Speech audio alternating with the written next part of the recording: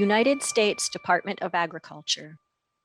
All right, thank you for the introduction and the invitation to talk today. So I'm going to be talking about optimizing breeding and management of genetically modified animal models and studies that we've done to examine how we can improve efficiency of managing these. So these are my disclosures.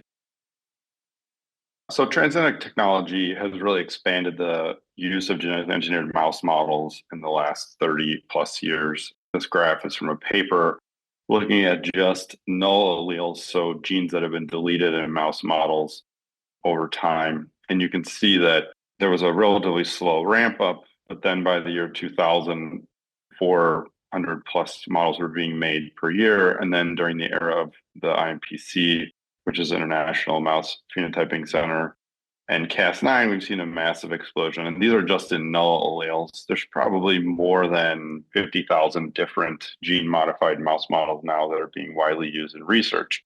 And so this expansion has really driven wider usage and has come with different benefits and challenges. And so there are many different kinds of gem mice that exist that complicate the management. There's been several eras of how these were made.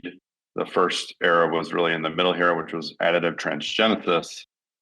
And these were generated using random transgene integration, or later on targeted transgene integration. There's classical gene targeting, which has used methods to replace genes of interest, and then the current genome editing era using modern enzymatic methods. And the details of how these methods work, I don't think is necessarily super important for this. But I think the fact that they have these varying degrees of complexity really guide their management because it impacts how they're genotyped and characterized. And as you add these models together, it gets more and more complicated. There also are many different genomic factors associated with the backgrounds of these models that impact their management. And so, for example, the allele of interest itself, based on how they were made, guides how you characterize them. It also can guide how they have to be bred and managed, can have varying different effects. The other is that some of these methods, the way that these animals were made, they can have different genetic background contribution, which can very much impact how they're managed and bred and also how they're used for research. And so these are all important factors to consider when you are trying to develop and use a colony of these genetically engineered mouse models. I think also, I'm going to focus mostly on mice today, but genome editing is essentially in all species now. And so this is a figure that we made for a book chapter where you can see up here on the top, there's these different animal species that we can then do different genetic manipulations to create transgenic animals. And so currently the largest number of gene edited animals are mice and rats, but there's a very large increase in the larger species that are being gene edited. So all the things that I'm going to talk about today, I think really apply in many of these settings, and we're going to see it become a larger issue of how do we effectively manage these genetically modified large animal species to reduce number of animals we're generating to the minimum possible. And so, why are we here today? We're here to talk about the 3 R's. Managing these gem colonies really offers a significant opportunity for reduction because they require very complex breeding schemes. And as people are adding multiple models together, it can get more and more complicated. And so the number of animals generated can really get large if it's not properly managed. And this is just an example of a complex breeding scheme that exists for a certain line. And so here from this paper, they were using various different lines to create what they wanted. And so they're starting with this allele here. This mouse has one allele here that they want. It's then bred to another mouse that has a different gene here, which is this Cree. And you can see that they get different progeny out of this. As they breed further down the line for the second allele, you can see that there's quite a lot of breeding steps that are needed and a significant amount of complexity. The other thing that you can hopefully see is that there are a lot of non-desired genotypes generated. So here, for example, they get wild type mice that are generated that they don't need. They also get them from this breeding reaction here and from this breeding here. And so there are many areas when you're creating these complex combinations that you have to be very cognizant of in order to reduce the excess numbers you're making. And you can imagine that it's difficult to keep track of all of this, particularly if you don't have expertise in breeding and managing these complex genetics. Methods that can help investigators as they're using these models is an area of large interest. People have tried to figure out ways to make this more feasible because most of these genes are inherited at Mendelian frequencies, which means we can decide on the front side how many animals we're going to generate and what types of genotypes do we need. And so in this example, this is from a paper where they're trying to create an automated system for people to determine how many mice they need based on the genotype. And so in this example, the parent has, this is for one allele, and the desire is to get this P, which is the knockout. And so each parent has both of these. And when we cross them, we can see that only 25% of the animals are going to have that P2 homozygous phenotype that we need. And so then we can calculate based on this, what's the statistical probability that we're going to end up with this number of mice. Depending on how much breeding you're doing, it really can be driven by the number of matings you set up. And so they include this probability here, because if you have one mating, you have a 25% chance of getting the frequency. If you have more than one mating, your probability increases. And so here on the y-axis is probability, and on the x-axis, the number of animals that have the desired null allele in these litters. And you can see that if you do 3 matings, your probability is higher that you're going to get a lower number. But as you do more matings, you have an increased probability that you're going to get more animals that you need. So they developed a useful calculator that allows you to then, on the front side, say, I need this number of animals. How many should I mate in order to get that? And that allows you to generate fewer excess and also get to the total number you need for the final experiment. When you're talking about managing these breeding colonies, there are a lot of different factors that go into how you manage them. And so this is a schematic that discusses some of this. So the first point is it really depends on how you're going to breed them based on the genotype and the desired genotype outcomes. If you can breed for a heterozygous or hemizygous allele, that can make things a lot simpler and reduce how much breeding you need to do. If you're combining 4 or 5 alleles together, then that will often drive the complexity of how you have to set up the breedings. Once the mice breed, then you're going to get litters. And once you have these litters, how they are raised and developed can impact their overall efficiency. And once they are born, usually we think about them as a time interval of roughly 21 days. So around 21 days, these animals are weaned. And prior to that time, they're typically housed in the parent cage with the mom. So that is an opportunity to be able to genotype them and identify which individuals are the desired genotype and which ones are not. And so when that DNA collection happens during that time frame is a critical point of consideration. And then the methods that you use to actually characterize them is important. Because once you get to this 21-day time point, you start to then separate out these animals to create additional cages, and there are significantly different management challenges associated with them. It's also really important to make sure that you select animals at the best breeding ages when you are doing breeding so that they have the optimal performance to reduce the number of breeders that you need and the duration of which they need to breed for. And so it's very important early on to pick animals that are in the 8 to 10 week old range that are sufficiently capable of breeding relatively quickly. And so you can imagine that this is a wide array of factors for people to consider when they're setting up their colonies. And it can make it difficult to effectively manage a colony if you're not aware how all these things affect the overall colony output. And I think genotyping is a critical component of this entire pipeline for management. And the workflow typically is you will collect a sample that you're going to use for DNA isolation. You'll do some sort of DNA isolation. And then you typically will do a PCR reaction, and you can use various different methods to read out the PCR. In this example, this is gel electrophoresis. Which methods you pick can really drive how efficient this is. And the timeline of how fast you can go from a tail sample to an actual genotype result is very important in how efficiently you can manage the colony. So in our lab, for example, we typically genotype mice at 14 days of age. We start collecting material then, and then we will be able to make a decision about which animals to keep prior to weaning to increase the overall efficiency. But I think this becomes a point of high variability between labs, and it can really impact the overall efficiency of how these colonies are managed.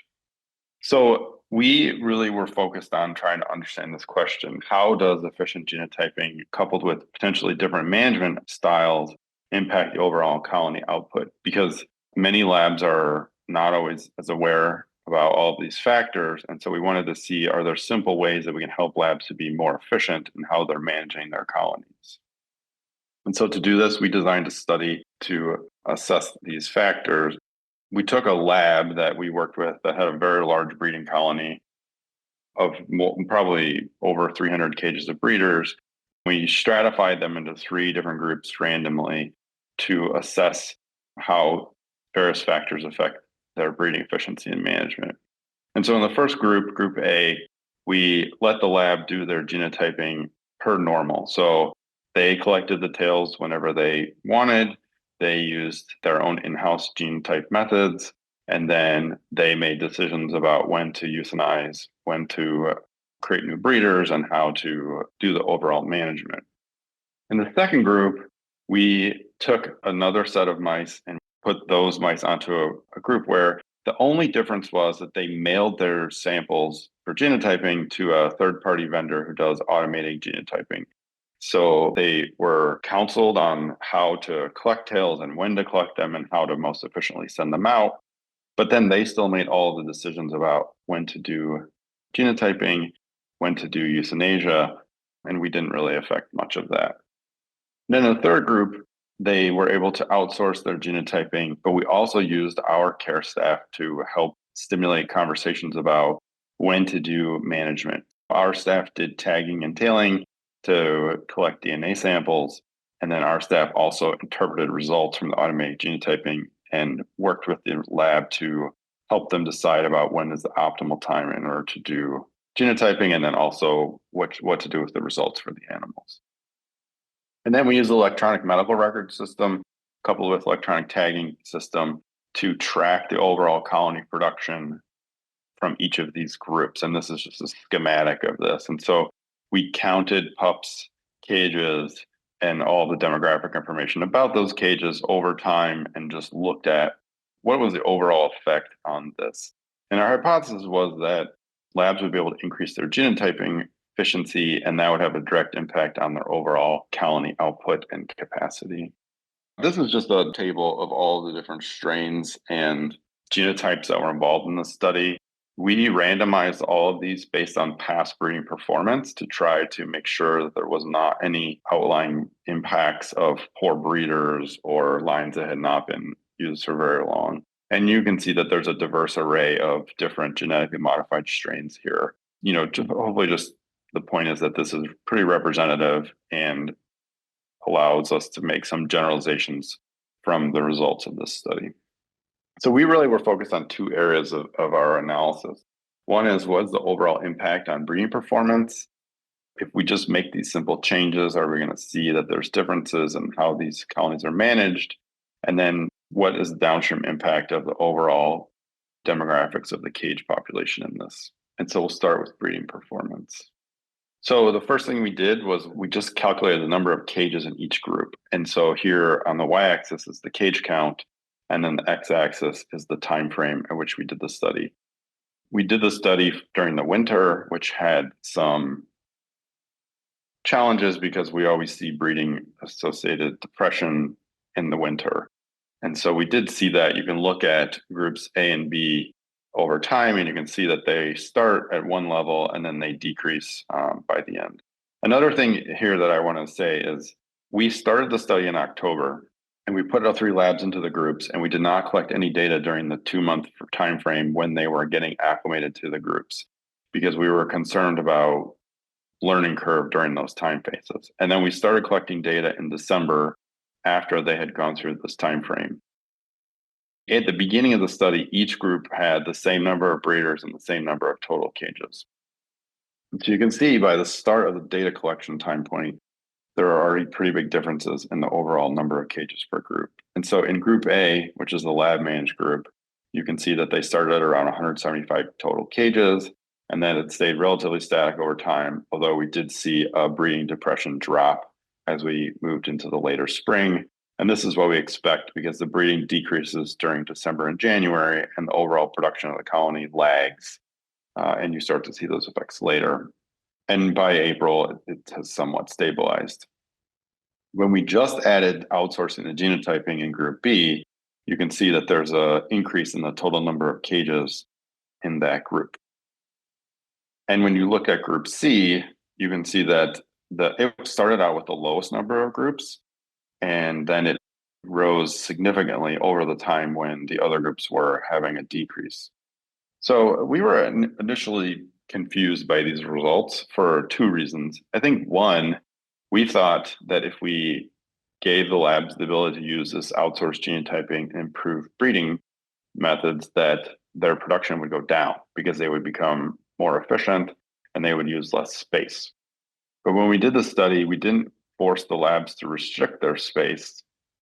And what we didn't anticipate is that the labs would leverage the increased efficiency to just produce more than in that same footprint of space. And so that's actually what we saw, is that in groups B and C overall, there was a significant increase in the overall production. We were also surprised in group C by how long it took to see the increase. We don't really see an increase in the output of the cages until maybe mid to late February. And I think this was because in the beginning, the labs just set up so many more breeders that was driven by our staff that there was a longer lag till those breeders started to produce. So we were really wondering, what is the difference in the number of cages? If we looked at the number of mice, it was directly correlated with the number of cages. So we wanted to see, what was driving this increase in group C. And so here we have each of the cage counts for the different groups. Group A is on the left, group B is in the center, group C is on the right. And we're looking at these over time. And in dark blue are the breeding cages, and in light blue are the non-breeding cages. And in group A, you can see that the breeding cage number, it does increase slowly, although it stays relatively stable. And you can see that there's an overall decline in the output and the number of cages, non-breeding cages in that time. Group B is similar, although they do have an increased number of breeding cages compared to Group A. And we can also see in Group C a similar phenomenon where the total number of breeding cages are being produced really ramps up throughout the duration of the study. And I think this is in part because of the many discussions that were happening between our breeding staff and the lab about what to do with these various different strains. So we were interested in, okay, there's more breeders, but is there any difference in how those breeders are actually producing? And so we looked at breeding performance, and what we saw is that if you looked at the number of litters compared to the total number of breeders, you did see differences. And so here, that's on the y-axis is the total number of litters per breeder over the same time interval, and you can see that in groups B and C, there is a significant increase in the number of litters per breeder. So not only are there more breeders being produced, but those breeders are actually producing more litters, and they're more efficient in their output. And we also looked at a breeding performance index measure. So a breeding performance index usually controls for the output of a colony over a given time frame. And the reason to calculate this is because you can imagine that many factors impact how breeders are managed and whether the cages are synchronized. And so we just calculated this index. And so what you can see is over time, again, we see that groups B and C, have a significantly higher breeding performance index throughout the duration of the study, suggesting that even just changing to an automated genotyping method encouraged behaviors to where the breeding performance was superior than the lab doing the genotyping in-house. Okay, so we're seeing this difference in the output of the colony, but we really wanted to know what factors are driving these behavior differences in the lab and what is the impact that we're seeing. So because we use electronic barcodes, we can actually measure how long a barcode is in use. And we call this the running days for a barcode. And this is calculated from when a barcode starts to when a barcode ends. And the reason to do this is we can essentially see what is the turnover of cages, and do we have more new cages or more longer duration cages that are in the population. And so here we compared the running days per barcode across the three groups. And so in group A, you can see that the average barcode is around for roughly 75 days. In group B, that drops to about 50 days. And in group C, it drops to below 50 days, suggesting that the distribution of barcodes is much lower. And so this can be both from increased turnover, but also from increased production.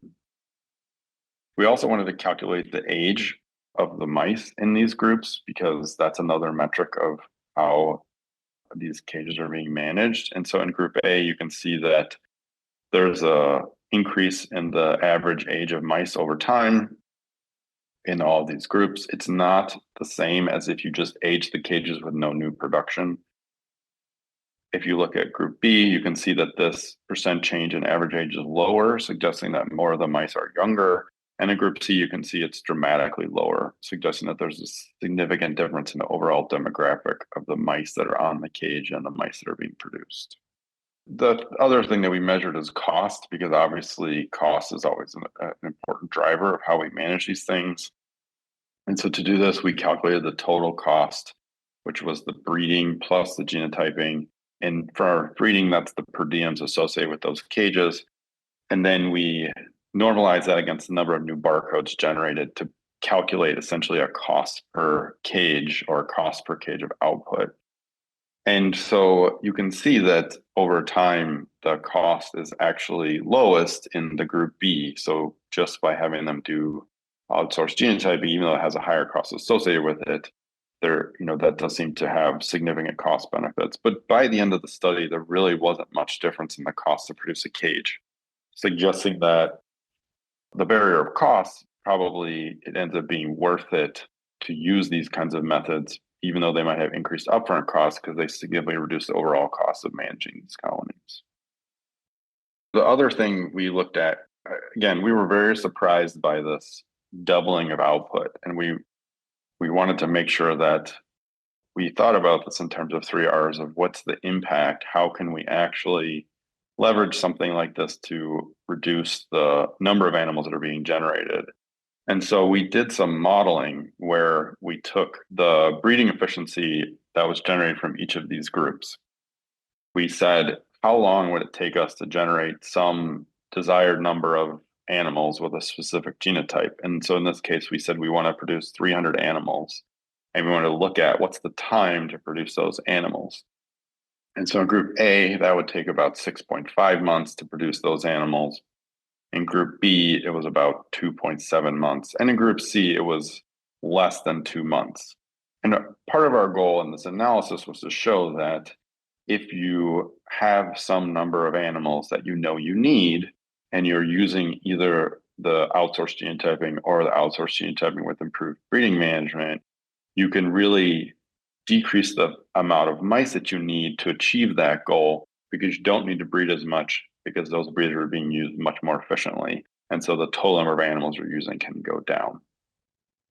And so, we feel pretty comfortable now that these types of strategies will really help labs to improve their overall output. In conclusion, gem colony management is an important opportunity for reduction, and there are so many factors and variables that affect it. It's really important that we continue to work on it. And outsourced genotyping really allows for improved breeding colony efficiency, and also can lead to significant reduction in the breeding colony size, because you don't need to use as many breeders to get the same output as if you are using less efficient breeding practices. And so with that, I would just like to acknowledge all the people who helped with this. Kelly Vandenberg wrote up the study and was really pivotal in helping us do this. The Ready Lab, Pavan Reddy, was very generous in letting us use his lab to do this study and divide them up. And in the Ready Lab, Kate Orbez Wilson was very critical to helping us with all of the management of all the different groups. Transgenics partnered with us to do this study. They provided free genotyping, and then we covered all the rest of the costs associated with it. And then in ULAM, there were multiple people involved who helped us with this, particularly Josh Frost, Matt Katz, and Joanne Harima, who helped set up all the study and then do all of the actual breeding practice management. USDA is an equal opportunity provider, employer, and lender.